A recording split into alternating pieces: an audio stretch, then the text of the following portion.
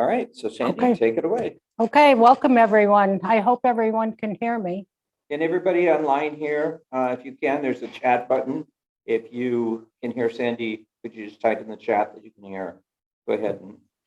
Okay. The sheer number of fires in the village of Sharon Springs is disconcerting to those of us who have lived here for years, not only because of the destruction and the financial losses, but the vanishing architecture as well. Visitors come here and they see the vacant lots where historic buildings once stood and question what happened to Sharon Springs. Walking tour plaques along Main Street portray a small portion of these early buildings. Some buildings were massive and took up an entire block. In several cases, total blocks were lost to fire. The gaps in the streetscapes are most obvious on Main Street and South Street, where numerous structures were lost to fire and demolition. The empty lots are reminders of the splendid hotels, bathhouses, and boarding houses which once stood there. The intent of this new book by the Sharon Historical Society is to document the fires in the village and the loss of historic buildings with their distinctive architecture. The loss of personal property and insurance claims can't even begin to be computed. It's in the millions of dollars, many times over. This program does not include all the fires in the village. This is a highlight of the fires of Sharon's most historic buildings. There's been firefighting equipment in Sharon Springs for almost 150 years. In the late 1800s, the Village of Sharon Springs Fire Department included whatever men and buckets were available. Some of the earliest recorded fires was when the first one-room schoolhouse in the lower village of Sharon Springs burned around 1845, probably from a chimney fire. And chimney fires accounted for many of those early fires. In 1857, Jacob Anthony built the Anthony House on Main Street in the lower village, only to see it go up in flames 3 years later. And it was located where the present Smith Empey Smith building now stands. The Village of Sharon Springs was incorporated in 1871, and minutes of those meetings in the early years indicate a fire department of sorts as early as 1873. And the village board acknowledged the need for more extensive firefighting equipment in 1875 and asked that an engine, hose, ladders, and buckets be purchased. The equipment totaled less than $800, but taxpayers didn't see the need for firefighting equipment and the request was rejected. The popular Eldridge House at the corner of Main and Washington Street burned August 31st, 1873. And this was the first of the fires. This was the first of the boarding houses named Eldridge, which was to be lost to fire. The next major fire was Congress Hall on Main Street, and Congress Hall's claim to fame was its park-like grounds surrounding an elegant cast iron Renaissance revival magnesia temple. And Congress Hall was located approximately where the Imperial Bathhouse stands today. And despite Congress Hall's exquisite accommodations, it did not achieve the prominence enjoyed by competitor John Gardner's Pavilion Hotel. It appears by the late 1870, Henry Bang was having financial difficulties. It is said that one day in 1875, the furniture was removed, and the next day the hotel caught fire. The story, which has come down through the years, is that someone was seen pouring gasoline in the gutters. The Congress Hall fire was the first in a long line of so-called insurance fires within the spa area. And the lower bathhouse also burned in that Congress Hall fire in 1875. As I previously mentioned, Jacob Anthony built the Anthony House and lost it to fire. 3 years later, he built the United States Hotel in 1861 on the west side of Main Street near the Collegiate Spring, and that was destroyed by fire in 1879. 6 years after the United States Hotel burned, a fire broke out December 1st, 1885 at 3 a.m. It started in the rear of Beekman's store in the Empire Block. And the Empire Block was located approximately where Klinkart Hall stands today. Sharon Springs was without adequate firefighting equipment, so people quickly tried to save personal property. The Beekman store and the contents were soon a mass of flames, together with the Empire Hotel, along with the barn and the outbuildings. The flames spread to the large hardware store of George Klinkart, razzing that along with its contents, and then on to the Fritcher block, including the home and barn of Peter Fritcher. It was only by the great efforts of citizens with buckets of water that the west end of the village was saved. Consequently, it was written in the Schenectady Gazette, December 1st, 1885. The old-fashioned watering place of Sharon Springs has once again suffered heavily by fire. The people of the town, having provided no apparatus for fighting fire, have suffered a loss equal to the amount that would have been required to protect them for half a century. The Sharon Springs Chemical Engine Company, organized by the village board in 1887, included two divisions, one chemical engine housed in Rockville at the top of the hill, the other in the lower village. According to an article written by Kim Cumry, The History of the Sharon Springs Fire Department, as early as 1875, the village board requested that an engine, hose, ladders, and buckets be purchased, and the Sharon Springs Bucket Company was formed in 1886, probably as a result of the Empire Block fire. On Tuesday, July 11th, 1911, Klinkart's Hardware on Main Street caught fire. After Klinkart's store previous fire in 1885, Mr. Klinkart purchased the property where the Empire Block was previously stood, where the Empire Hotel previously stood, and constructed a large brick building, Klinkart Hall, which still stands today. He had recently renovated the building with a tin ceiling and other modern improvements. However, luck wasn't with him because Mr. Klinkart suffered another fire which gutted the building. Arthur Snyder had gone to Klinkart's around 7 p.m. to get some varnish. It was too early to turn on a gas light, so Mr. Klinkart carried a lighted candle into the cellar in order to locate the varnish can he wanted, and he set the candle on the floor so he could draw the liquid. The cap on the can of varnish had not been securely screwed on. As he tipped it up, some of the contents spilled and were immediately ignited by the blaze from the candle. All around the cellar floor were large quantities of inflammable materials, gun cartridges, and so on. Mr. Klinkart ran to the first floor in search of a fire extinguisher. His feet and hands were badly burned in his effort to choke out the flames. He met Mrs. Klinkart on the first floor, who had just stopped at the store to see him.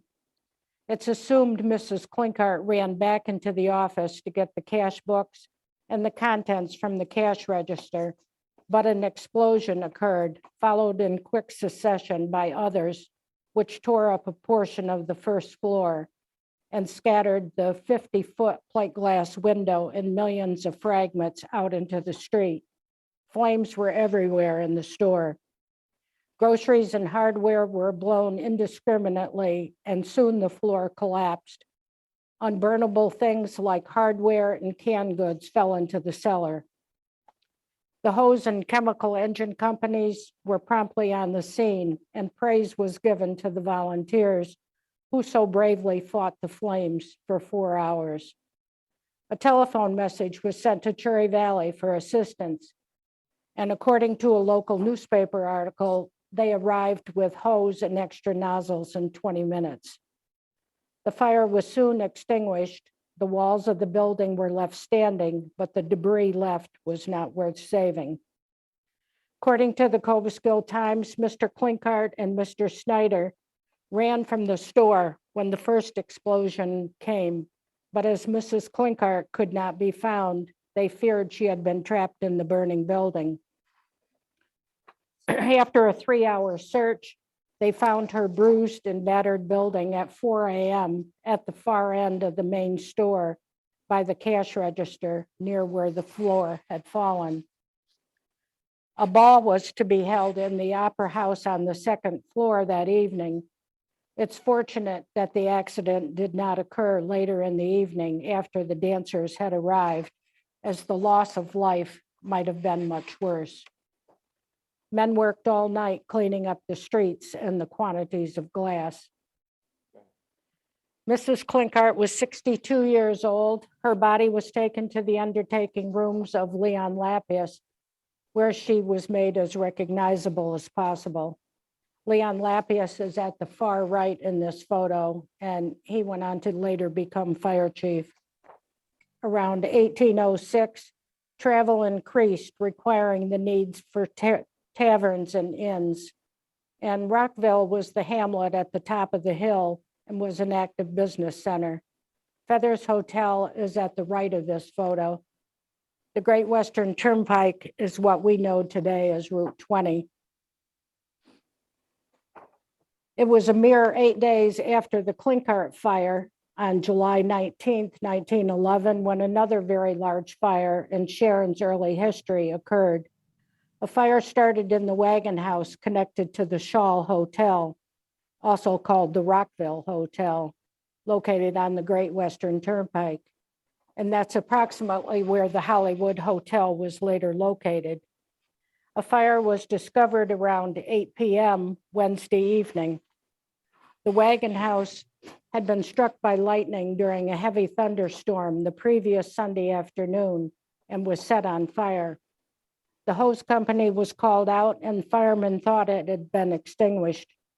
Later, it was believed that somewhere inside of the building, sparks had remained alive, smoldering until they were flamed into a fresh outbreak by the brisk wind which blew Wednesday afternoon and evening. The blaze spread from the wagon house rapidly as the building was old, and soon the Shaw Hotel, a 3-story building with a 75-foot frontage, was also burning. Glowing sparks carried across the road by the wind fell upon the roof of the dining room of the Feathers Hotel, directly opposite on the turnpike. And there was a metal roof on a portion of the big building, but the dining room annex was shingled. Had there been a ladder long enough to reach the roof, or if the force of water had been strong enough so the stream from the hose could have touched it, it's said that the famous old hotel could have easily been saved. There was no way to reach the roof quickly from the inside or the outside. And like the Shaw Hotel across the way, it was soon a roaring mass of flames. The Cobleskill Times reported that residents of Cobleskill, glancing northward, could see the reflection from the fire on the horizon. The message calling for a special train was sent from Delancey, and the engineer who came in response to the summons brought an engine and boxcar. It said he covered the 18 miles between Delancey and Cobleskill in 20 minutes. 30 men from different companies and others willing to help loaded into the boxcar, leaving Cobleskill at 11:40 p.m. The engineer was warned to cover the branch route to Sharon Springs carefully because the tracks weren't in good condition. However, the trip was made in a very short time. The Feathers Hotel was also a 3-story structure, 70 by 35 feet with a 50-foot extension to the rear, which housed a dining room, kitchen, sleeping rooms above. The 3rd floor contained the Masons Hall, and the Masons and Eastern Star also lost considerable furniture and items of value. There were about 30 to 40 guests registered at the hotel, most of whom were in the lower village when the fire broke out. Very little was saved, as nearly all guests lost their clothes and some of them money and valuable jewels. This shows the aftermath of the Feathers Hotel fire. And financially, it was considered the worst fire Sharon had known since 1885, when the old Empire Hotel and several other buildings burned. On July 25th, 1919, two more large three-story building establishments burned to the ground. The Manhattan Hotel on the left and the Morrell House were located next to each other on South Street. Unfortunately, when the Manhattan caught fire, the blaze spread to the Morrell House and both buildings burned to the ground. The fire started around 6:45 a.m. when a cook in the Manhattan Hotel mistook gasoline for kerosene when singeing chicken over a fire in one of the ranges. The gasoline exploded and spread to the grease-soaked floor, and in a short time, the building was a mass of flames.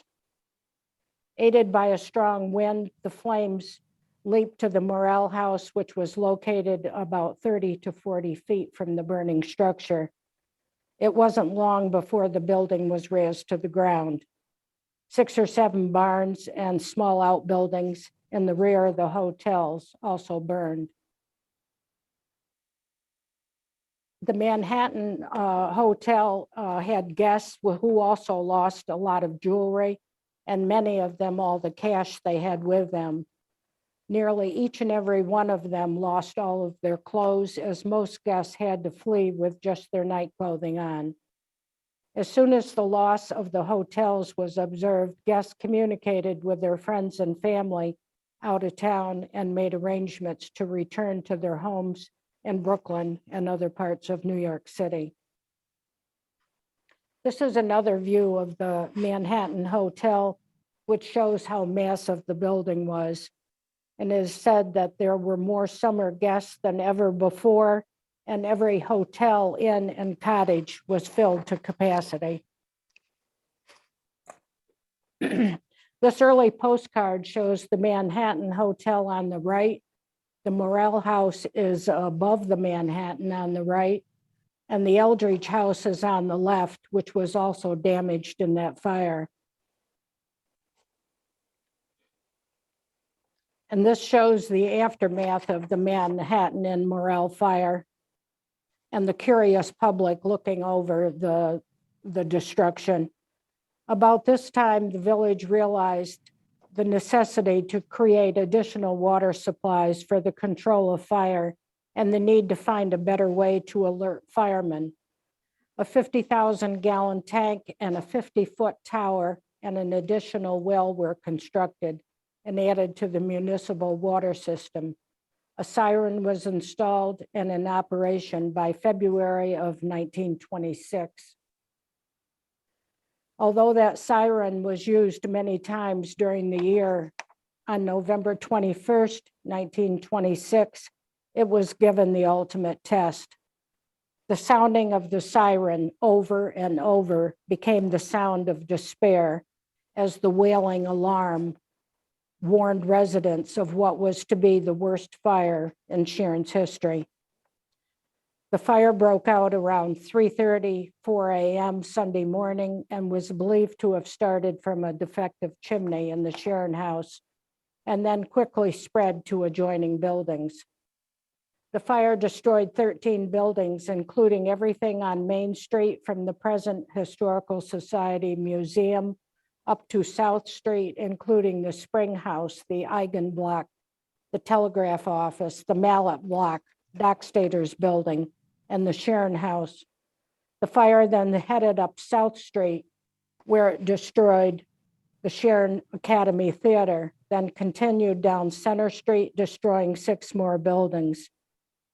Local firemen, unable to contain the spread of the flames, sent out calls for aid to Cherry Valley, Cobleskill, Canajoharie, and Fort Plain, who arrived with motorized pumpers and chemical engines. The whole village was in danger. The Sharon House was built around 1850 and was opposite the Springs and the Bathhouse, and it was one of the more prominent hotels in its day. First to arrive on the scene was the Cobuskill unit, and with the covering of snow on the asphalt that led down the steep hill into the lower village, firemen of Cobuskill's pumper heard Earl Tinklepaw, the driver, say, "That's every man for himself now." The pumper had covered 14 miles in 18 minutes. Then came Cherry Valley firemen. Canajoharie and Fort Plain firefighters soon followed, each with modern equipment as they began to battle the control of flames. The Beehive store, which is shown on the right, was consumed in that 1926 fire. The postcard shows Stick's Drugstore on the left, which survived the fire, but was later torn down around 1960. Fort Plain's pumper outfit drew the line at the 15-foot driveway between the Beehive gift shop and Stick's Drugstore. This shows Eigen's Arcade, the gas station, gift shop, ice cream parlor, which were destroyed in that fire. One big danger point was the corner of Main and South Street, where the Lincoln Hotel stood across the street from the burning Sharon House. Cobuskill firemen directed their effort here to stop the spread. And this is what the Lincoln Hotel looked like before it was later remodeled. And the Washington Hotel can be seen in the background. The newly constructed Imperial Baths, not yet even open to the public, can be seen in the background of this photograph. And the Casino Hotel is in the background on the left. The Sharon Academy Theater on South Street was adjacent to the Sharon House, and guests could use enclosed corridors that connected the two buildings to walk to the theater. This shows another two images of the Academy Theater after the fire. And the house on the left belonged to Mr. Wilbur, who was bank president and was also saved. Canajoharie firemen were guarding the spread of flames to the Adler House and Hotel Washington at the South and Center Street corners. St. Mary's Church on Center Street just escaped the flames. And again, the bank president's house on South Street can be seen in the background, and the building at the right is the back portion of the Lincoln Hotel. The 3.5-story Gans house is located on Center Street across from the New York House. It was badly damaged in the 1926 fire, but later remodeled and operated for many years. This is a view of Main Street after the 1926 fire, and the Imperial Bathhouse is at the far left. Linemen worked all day Sunday and Monday to restore broken wires that supplied the village with light, power, and telephone service. All day Sunday, Main Street in the fire section was filled with automobiles and people who came to witness the destruction. Dr. H.B. Gardner, owner of the White Sulphur Springs Company, instructed manager Lewis Gordon, who was in charge of the Gardner interests, to mail checks to the visiting firemen with an appreciative note. The telegram, which was sent to Lewis Gordon, read, quote, "Extend my sincere sympathy to those who lost property in Sunday morning's fire. If there is anything I can do to help, financially or in any other way, will gladly do so. Also express my thanks to the Sharon Springs Fire Department and outside firemen who volunteered their service in a time of peril. Suggest you send checks to show in a measure our appreciation of the firemen's efforts for saving property." Checks were sent to Cobuskill Fire Department for $100, Canajoharie Fire Department $100, Fort Plain $100, and Cherry Valley $50. The first three companies came with pumper and chemical outfits. The village had been slow to recognize the need for firefighting equipment. However, with this latest disaster, they quickly moved ahead. Within 2 days of the Sharon House fire, a petition was received to hold a special election to procure the amount of $10,000 for the purchase of suitable motor fire apparatus. The election was held December 10th, 1926, with 51 votes in favor and none opposed. A proposition was placed on the ballot November 5th, 1935, to buy a truck for the fire department, and it was passed by a large majority. The first major fire where this truck was used was June 23rd, 1936, at the Mansion House fire. And this fire, unlike the huge Sharon House fire 10 years prior, ended with much better results. The fire was stopped before any large number of buildings caught fire due to the fact they had better equipment with which to fight, and Chief Ivan Van Scoik sent out for mutual aid from Canajoharie, Cobleskill, Cherry Valley, and Fort Plain fire departments. It was the most damaging fire to the village since the Sharon House burned in 1926. The Sharon firemen kept the fire from spreading to closely adjoining buildings. Despite the efforts of the firemen, the Mansion House and 3 other buildings on that property were destroyed. Mrs. Lolita Winnie had just returned from the Twin Pines after collecting the accounts of the day's business. Mrs. Winnie said, quote, "I had been up on the hill at my small restaurant checking over the books and day's records, and everything appeared as usual as I neared the hotel. Yet I had an unexplainable feeling that something was wrong. There was no smoke noticeable beyond the usual street smudges apt to be burning at night. I decided to make a tour of inspection. As I opened the kitchen door, I saw flames that appeared to cover the entire rear of the hotel, from the kitchen to the adjoining laundry building. I rushed to the door and screamed. Neighbors across the street turned in the alarm, but even with the swift response of the Sharon department, the entire building was burning. 2 of my guests were trapped on the upper floors, but seemed less perturbed than I, and they calmly remained at their quarters until ladders were raised and they were brought down by firemen. There were only a few guests, but many had been booked for the summer." This shows the interior of the Mansion Hotel bar room, and the cause of the fire was unknown. When Mrs. Winnie screamed out the door, Lawrence Ethington in the telephone office across the street heard the scream and could see the fire from a window. He was second assistant chief of the fire department, and his swift action brought firemen to the scene quickly. The blaze lit the sky and could be seen from long distances. Hundreds of motorists and residents were attracted to the scene by the flames cast in the night sky. This is the beautiful Wolfson Cottage, which was located on Washington Street, just below the Episcopal parsonage. The boarding house was gutted by a fire in the 1930s and eventually torn down in the 1940s. This newspaper clipping talks about how the Imperial Bathhouse and the Casino Hotel were saved by the fire department in 1939. A man who slept in the little room upstairs in the laundry at the other end from where the fire started got out in time, but barefooted. And during the fire, there were constant explosions as chemicals caught fire.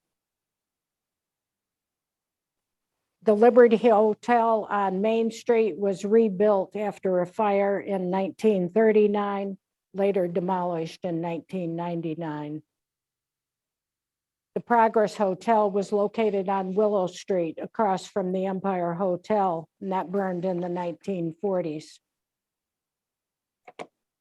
The Casino Hotel was saved by a fire in 1939, but 10 years later, it wasn't so lucky. A large fire roared through the hotel October 24th, 1949, and threatened to burn the main blocks of the resort village before 6 fire companies brought it under control. The Casino Hotel was located on Main Street at the foot of South Street. It had 65 rooms and could accommodate 200 people. No one was reported hurt, though the heat was so intense from the firemen crawled on their bellies to get close enough to pour water into the inferno. The Casino Hotel had one of the most beautiful and unique interiors of any building in the village. Its rooms displayed decorative walls and motifs, some of them risque, fashionable during the Victorian era. And this shows the bowling alley on the left and the ladies' room on the right, again with its beautiful pictures. The following year, after the Casino Hotel fire, another fire of undetermined origin destroyed the Crescent Hotel on Center Street, November 19th, 1950, and caused heavy damage to the New York house next door. Both resort hotels were closed for the season. Chief Ivan Van Scoik said the fire started in the Crescent Hotel and spread rapidly across an 8-foot alley to the New York house. The fire was discovered by Mrs. Homer Spofford at 1:15 a.m., who lived close by, when she saw flames leaping from the roof of the Crescent Hotel. Dr. Robert Shelmandine, who lived close by in the neighborhood, also reported the fire. Chief Ivan Van Scoik said the 4-story frame building was leveled within 5 minutes after he arrived at the scene. He said he had no idea how the fire started, but apparently it had been going for some time before an alarm was turned in. And like most mysterious fires in Sharon, the Crescent Hotel burned in the middle of a winter night when electricity to the hotel had been turned off. The flames damaged half of the New York house, which was a 3-story building located next door. In the 1950s, many advancements in the communications were made. All fire trucks and the chief's car had radios, and the county could ring the fire siren by radio. 5 fire telephones were installed. The Twin Pines Restaurant, Chief Ivan Van Scoik's residence, Dr. Robert Shelmandine's residence, Ed Smith's residence, and the firehouse, with the telephone number 2222 in order to speed the ringing on rotary telephones. Work on a county mutual aid plan was started in 1955 and adopted by the fire department in 1960. Within 5 years of the Crescent Hotel fire, another huge fire claimed one more historic structure and damaged several others.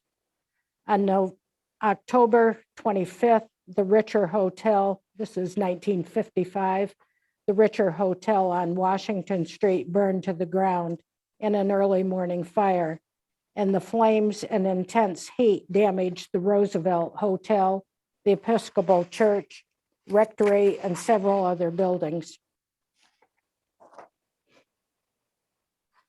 Firemen were called to fight the blaze, which was out of control when it was first discovered by Reverend Donahue, who resided in the Episcopal Rectory across the street.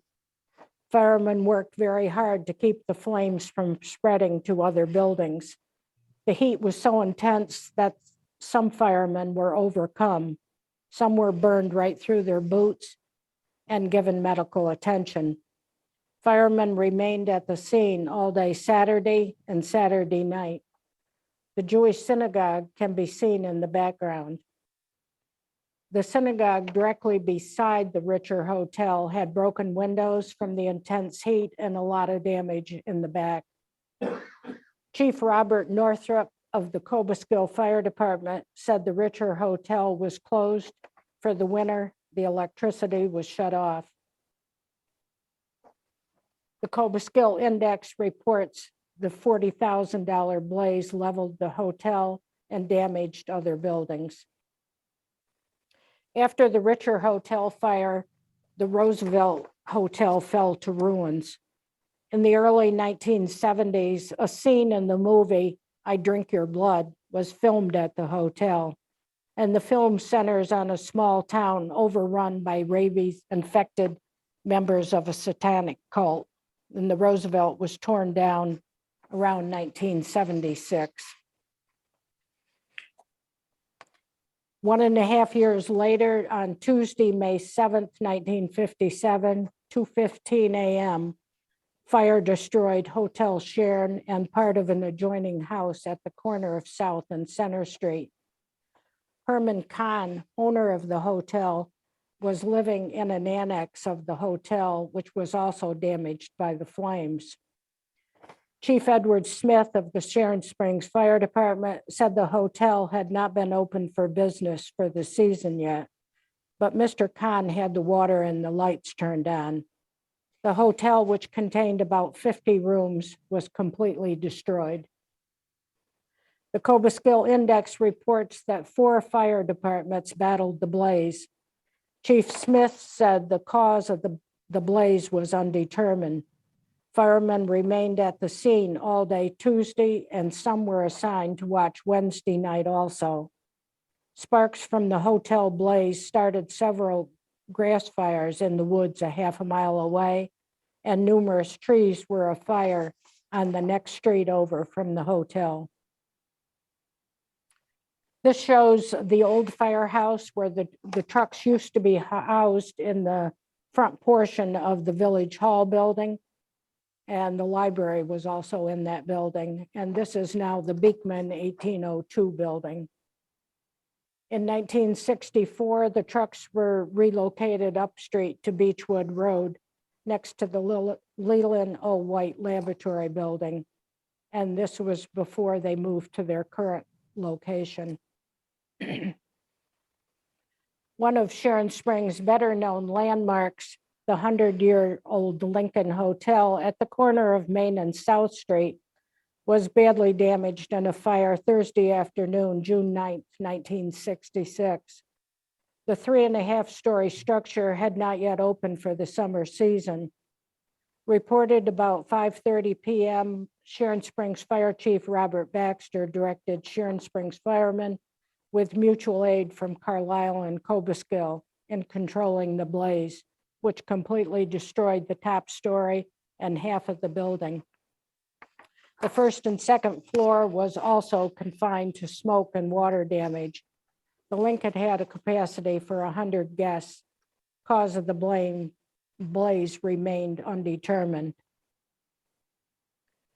The Pratt Hotel, located on Chestnut Street across from the depot, was previously known as the Hop Exchange Hotel.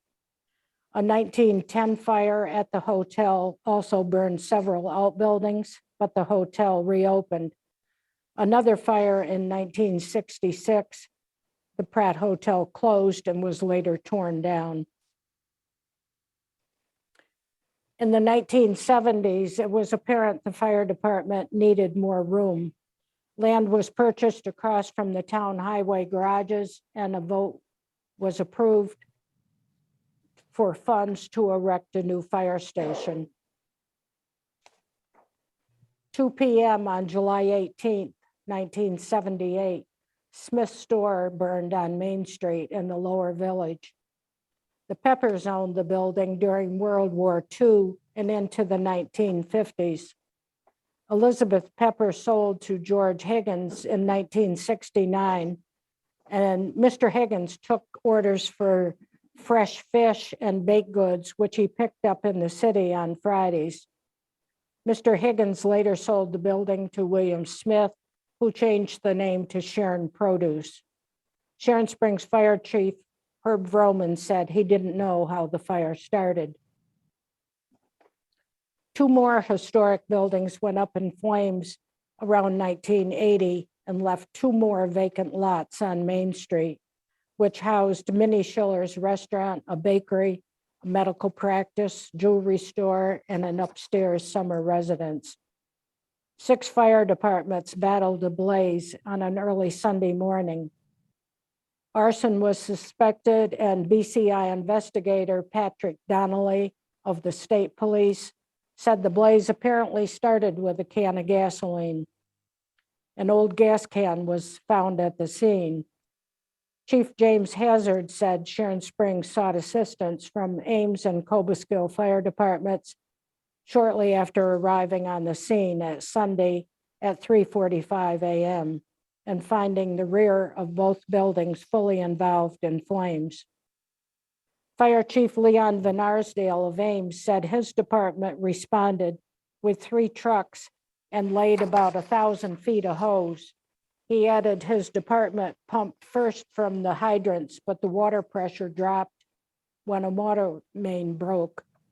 Ames firemen then pumped from swimming pools at nearby hotels and sent a truck to Brimstone Creek at the base of the hill entering the village to draw water from that source.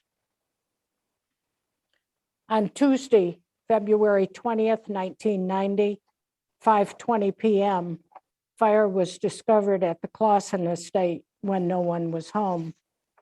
Located in the Upper Village on Route 20, the Clausen complex is one of the most impressive properties in the community and is listed on New York State's Register of Historic Places and also the National Register. About 70 firefighters from 9 departments saved the mammoth 3-story home from being destroyed by flames. Neighbors called in the alarm at 5:20 p.m. and Chief Ray Parsons quickly summoned other volunteers and equipment. It took firefighters about 90 minutes to get the blaze under control. Fire was limited to the 3rd floor and attic, according to Chief Parsons, who said the fire was probably electrical. A cause of a fire on September 5th, 1995 at the Fonda Cottage was not determined. This prominent historic home is also listed on New York State's Register of Historic Places and also the National Register. Chief Ray Parsons said the fire was well contained within an hour and the damage to the house could be repaired. Damage was contained to the attic and roof, but smoke and water damage was spread throughout the wooden structure. On January 9th, 1996, a string of arson fires took yet another historic landmark in the village in an early morning blaze. The Parkview Hotel fire at the corner of Main Street and Pavilion Avenue was called in around 3:30 a.m. Fire Chief Ray Parsons was the first one on the scene, and about 80% of the 3-story wooden building was on the ground when he arrived. Sharon Springs resident Elliot Adams said that Tony Bianchini, who worked at Walmart Distribution Center on Route 20, saw the glow from the fire and called dispatchers in Schoharie. Mr. Adams said, "It was just a wall of flames when I saw it. You could see the bare studs through the flames, no walls." About 50 firefighters from Sharon, Carlisle, and Cobleskill worked to protect nearby buildings.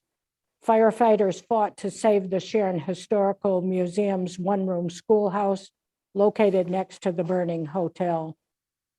A series of suspicious fires in recent weeks had prompted a full-scale arson investigation by county officials and state police. 3 men, including 1 volunteer firefighter, were arrested in connection with a series of fires throughout the area. Firefighter Johnny Kennedy, age 20 of Schoharie, and James C. Hunt, age 21 of House Cave, were arrested February 4th, 1996, and charged with 5 counts of 3rd-degree arson in connection with fires in vacant buildings in the towns of Esperance, Middleburg, Schoharie, and Sharon Springs. Charlie Joslin, age 20, was arrested at a naval base in Roanoke, Virginia on February 5th, 1996. He was extradited to New York and charged with 4 counts of 3rd-degree arson. The five fires were at a vacant home, Pine Hill Road in the town of Esperance, December 30th, 1995. A vacant farmhouse on Ecker Hollow Road in the town of Middleburg, January 2nd, 1996. A house owned by Stephen Z. on Smith Road in Schoharie, January 8th, 1996. The blaze at the Parkview Hotel in Sharon Springs, January 9th, 1996. And a fire at a vacant home, Route 162 in Esperance, February 4th, 1996. Mr. Joslin Marine, who had been returning to the county on weekend furloughs, was connected to all but the last fire, police said. The three arrests culminated a 2-month investigation by Duanesburg State Police, the State Office of Fire Prevention and Control, the County Fire Coordinator, the County Sheriff's Department, the State Division of Parole, and the various affected fire departments. The men who were high school buddies said in statements to state police, they set the fires because they were unemployed and they were bored. They did it for entertainment. A local fire chief discovered Kennedy and Hunt sitting in their vehicle watching over one of the fires they had set, which led to their arrest. The three men were arrested and admitted to multiple counts of third-degree arson. Each charge carried a sentence of 3 to 9 and served concurrently. Another arson fire 3 years later left one more Sharon Springs landmark, little more than a smoldering shell in under 2 hours. Flames destroyed the 160-year-old Pavilion Cottage located on Pavilion Avenue, used as a recreation building for the youth summer program. The Sharon Springs Fire Department was called to the scene May 23rd, 1999 at 7:05 a.m. after a passerby noticed smoke coming from the building. There was electricity to the building, but none was on in the building. Built around 1840, the Pavilion Cottage was once part of the prestigious Pavilion Hotel complex and was used as a bathhouse for the overflow of guests from the 5 other bathhouses in existence at that time. It was also used as a billiards hall and bowling alley for guests of the pavilion. An afternoon fire on Sunday, October 28th, 2007, at a Sharon Springs boarding house owned by Oksana Glucksberg of Brooklyn kept firefighters from half a dozen departments busy until after dark. The fire at 128 Willow Street was called in at 4:42 p.m. Chief Greg Baxter said it was heavily involved in smoke when they arrived. No one was home at the time, but there were concerns the blaze could spread to nearby buildings, and a mutual aid call went out to Ames, Cherry Valley, Carlisle, South Minden, and Cobleskill fire departments. On January 8th, 2014, firefighters made quick work of a blaze at a landmark restaurant on Route 20. Efforts to repair a leaky roof using hot tar and a torch were blamed for a Saturday afternoon fire at Sharon Springs Black Pearl restaurant.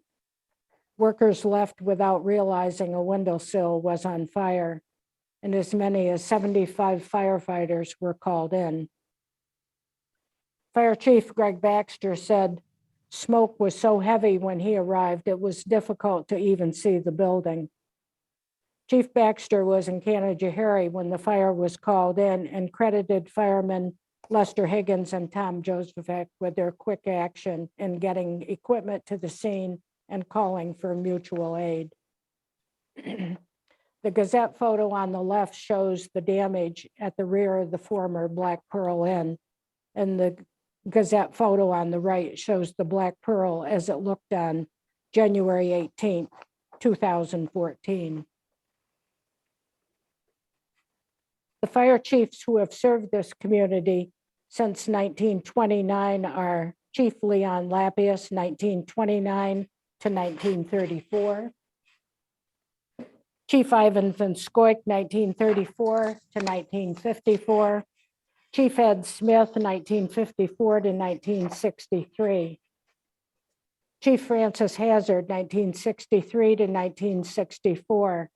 Chief Robert Baxter, 1964 to 1976.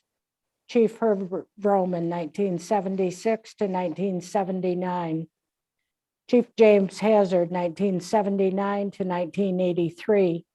Chief William Barbick Jr., 1983 to 1984. Chief Raymond Parsons, 1984 to 2002. Chief Greg Baxter, 2002 to 2014. Chief Joseph Rurik, 2014 to 2019. And Chief Raymond Parsons, 2019 to 2020. And current Chief William Barbick Jr., 2020 to the present. The current officers of the fire department: Fire Chief William Barbick Jr., First Assistant Raymond Parsons, Second Assistant Joe Rurik, Third Assistant Dave Cunningham, Fourth Assistant Greg Wilbur, District Treasurer Raymond Parsons, and Secretary Alexis Jackson Bartlett. The 2021 Fire Department Auxiliary Officers are President Connie Vroman, Vice President Mary Parsons, Treasurer Lynn Josephek, Secretary Linda DeSico. And the Rescue Squad officers are First Lieutenant Allison Myers, Second Lieutenant Rose Porter Chase, Third Lieutenant Trina Lally, Secretary Treasurer Shirley Slater. To volunteer members of the Sharon Springs Fire Department, Auxiliary and Rescue Squad, we thank you for your service. Well, thank you, Sandy.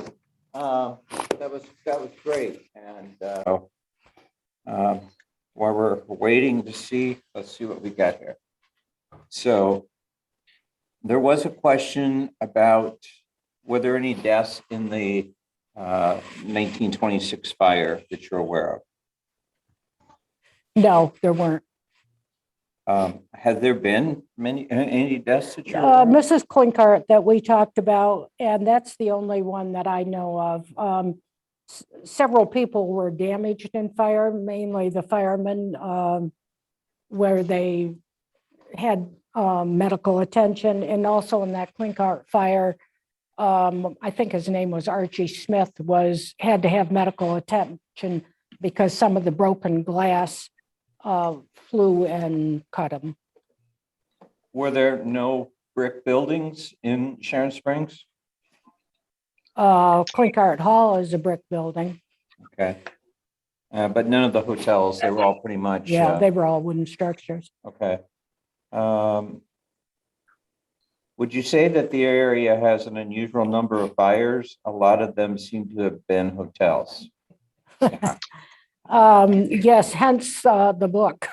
Yeah. I think every small community had fires, especially early on, because wooden buildings were susceptible to fire because of lack of good fire protection, candles, fireplaces, burning wood. But I think Sharon has had more than its share of fires, many of them suspicious, and numerous ones happened in the middle of the night when no electricity was turned on to the buildings in off season. So Alan Richer says my great uncles Howard and Leo Richer owned the Richer Hotel. Do you know much about what caused that fire? No, I don't. Okay. How far back are there records of who served as volunteer firefighters? Well, I had a real struggle trying to find out information from the fire department, and I've been led to believe that records have been thrown out or lost because I couldn't get anything as far as records from the fire department. All the research I have came from newspaper articles, and I didn't get anything from the fire department. Okay. Are there questions that anyone has live? I think Deb said, is anyone interested in doing a walking tour? A walking tour where the buildings used to be? Is that what you mean? Yes. A lot of them are marked. We have historical monuments or markers all through the town, and they do have those marked where those were located. So we already have many along Main Street. I don't think that they're on the side streets, are they? No, the plaques go from Route 20 up by the stoplight, go down to the Adler, but they only take in the Main Street buildings. Do you have any idea how many of the hotels that burned down were rebuilt? Very few. Yeah, I can't think. I don't think any of them were rebuilt. Some of them. Yeah, it got moved several times, and I think Different names, different owners probably too. some of the buildings were repaired, like the New York house, and it was made smaller, and the Gans house was made smaller.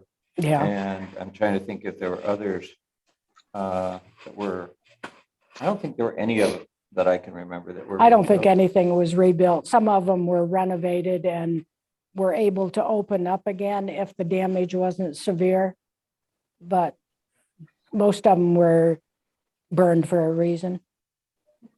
We had what was called Jewish lightning every once. Some things. Many of the hotels were owned by people who, when it was very prosperous, we had thousands of people coming to Sharon Springs. And then over time, the properties became. They became too expensive to run, and it wasn't worth it for the property owner to invest the money to modernize. And sometimes fires seemed like the best solution. Yeah, mysterious fires.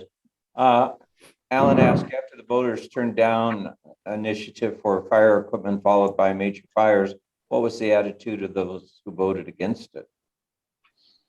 I have no idea. Yeah, I mean. They probably didn't want to spend the money, like same as today. Yeah, afraid of raising the taxes. Any other questions that anybody has? I was just curious. This is Paul Smith. I'm over in Massachusetts, but I'm related to the Smith of the Smith, Empey and Smith. And he had married into the Gordon family, and the maternal side of that was the Anthonys that had the U.S. Hotel and the Anthony Hotel. Is there many records available on either of those two properties? No, in fact, we don't even have a photo of the Anthony house. All I had was like a business card. And the United States Hotel, we have no information or records on that. We just have a picture of it. We have a picture, and that's it. And the year that it burned. Yeah. I want to thank you. It's an excellent presentation. Thank you. Let's see here. How many hotels are in Sharon Springs now? Well, there's none open. Yeah. There's several hotels, like the American Hotel has been, the use has been changed, of course, to a restaurant. The Roseboro Hotel, Ron has a antique shop and a tea shop in there. The Adler Hotel, which the spa owners have bought with the idea of renovating it. It is now owned by another individual. But there's maybe a couple of boarding houses on the back streets, which might open in the summer, and that's about it. The main reason people came here were for the mineral waters and to take the baths, and the bathhouse is not open, so people don't come. There's a question, is the Vonda house still standing? And yes, it is. Yeah. It's actually for sale right now. It's a beautiful house, and on the inside, there's some great pictures. When it was for sale, it's not listed right now, but I think she just took it off the market for the winter. But on the inside, it has beautiful corbels and winding staircase and beautiful pocket doors, and it's really an interesting house. And it was owned by Sebastian Fonda, who was the relative of Henry Fonda and Jane Fonda. And he wrote what was the name of the book? The Healing The Waters of Sharon Springs. Yeah, The Waters of Sharon Springs, which was a very, it kind of went, what we call today, went viral. And that's what really started the surge of people coming to Sharon Springs. He was the first person to do a research on the mineral waters of Sharon Springs and analysis of the waters. Alan, you were saying that the Wasserman family owned the Roosevelt Hotel. They did not, and well, there were two Wasserman families, and they were not related to each other. One lived up at the top of the hill on Washington, and lived in the yellow house up at the top there. That was Hannah Wasserman, and that was spelled with two N's, not related to Harry and Bella Wasserman, who owned the Roseboro Hotel. And the Wassermans owned the Roseboro Hotel up until the late 1980s, when Don Blois and Dennis Giacomo bought it. And then unfortunately I bought it in 2014. Oh, no, I'm sorry. Fortunately. Oh, fortunately. Okay. It was the Roseboro, and then the Wassermans did retire to Florida. And I want to show you the book. This is Sandy's book. It's quite a large book. There's 135 pages, something like that. It's very thick, and it is for sale. And if you want to know how you can get it, if you're local, you can buy a copy in the bank at the MBT Bank. If you're not local, it's going to go up for sale on our website. But if you, let's see, I'm trying to put it up there. It's not on there yet. You can send us an email at Sharon Historical Society NY at gmail.com and request a copy, and we'll make sure when they're $16, and all the Sandy's donated the proceeds to the Historical Society, so we're thrilled about that. And so any other questions before we? All right, the last things I want to tell you is our next presentation is the history of trees, ancient forests in New York. It's February 28th. That will be a Zoom presentation only. And Fred Breglia, who is with Landis Arboretum, he's a arborist and has a tremendous background in forest preservation and very knowledgeable in trees. He does an excellent presentation. That's February 28th. That will be, you'll be able to register for that. You'll probably get an email for that. And then the next one up is on March 14th. Dana Cudmore, who has done a lot of research in caves in the area, wrote a book called Favorite Tales from Underground Empires, 2 centuries of exploration, adventure, and enterprises in the caves of New York cave country. So he's got a book that he's just written, and it's going to be a very interesting presentation. That will be live as well. So if you want to come, you can attend in person. Otherwise, you will have a link and you can attend through Zoom. We also have launched our website, which is SharonHistoricalSocietyNY.org. And we have a ton of information. We just launched that at the beginning of the year. And if you go to, again, it's Sharon Historical Society NY NY.org. And we have, one of the things we put on was all of the yearbooks. I put on 71 years of yearbooks from Sharon Springs, so you can research that. We're just about ready to put all of our cemeteries on, where you can go and look at all of the cemeteries around the area, and you'll be able to do some research online on that. But Anyway, thank you all for coming, and we'll look forward to seeing you on the next presentation.